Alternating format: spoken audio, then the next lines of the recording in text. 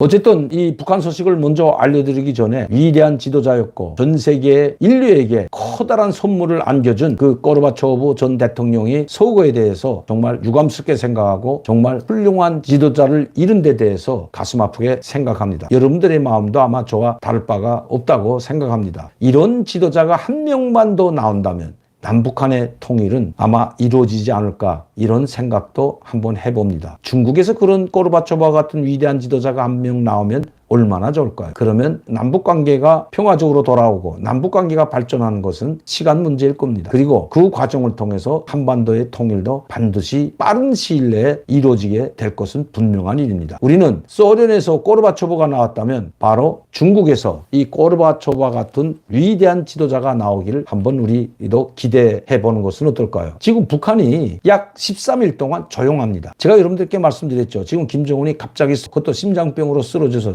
2번의 수술을 거쳤는데 이미 봉다리와 팔로 통한 2번의 심장 관상동맥 수술이 있었습니다. 확장 수술이죠. 있었고 이번에 과로와 피로 때문에 건강이 안 좋아서 다시 수술을 받지 않으면 위험한 상황이 일어났다는 것도 말씀드렸습니다. 그것이 지금 사실로 나타나고 있다는 것입니다. 긴급 속보로 알려드렸지만 이거는 정말 중요한 정보입니다. 왜? 북한이라는 나라는 김정은이가 없으면 아무것도 할 수 없습니다. 즉 1인 독재 체제이기 때문에 김여정이나 조영훈이가 아무리 막강한 권력을 가지고 있다고 해도 김정은을 대신할 수는 없다는 것입니다. 김정은이 돌아와야만이 북한이 돌아간다는 것입니다. 지금 북한은 아무것도 돌아가지 않는 상황에 꽉 처해 있습니다. 제가 얼마 전에 김정은이가 이렇게 됐다는 소식을 듣고 바로 한 4, 5일 전이죠. 그 이전에 벌써 김정은은 쓰러져서 심장수술을 받았다고 합니다. 물론 제3국에서 받았는지 봉화진에서 받았는데 해외에서 외국인들이 들어왔는지는 알 수 없지만 일단 김정은이 평양에 없는 것만은 사실이라는 걸 말씀드렸습니다. 그래서 조영훈이 당주한의 정치국 비공개 회의를 열었다는 것도 말씀드렸는데 그게 사실로 나타나고 있습니다. 이번에 북한에서는 제6차 노농조기 지휘관 일꾼 대회를 열었습니다. 6차 지휘관 회의를 열었다고 하는데 상당히 중요한 회의죠. 노농지휘관 회의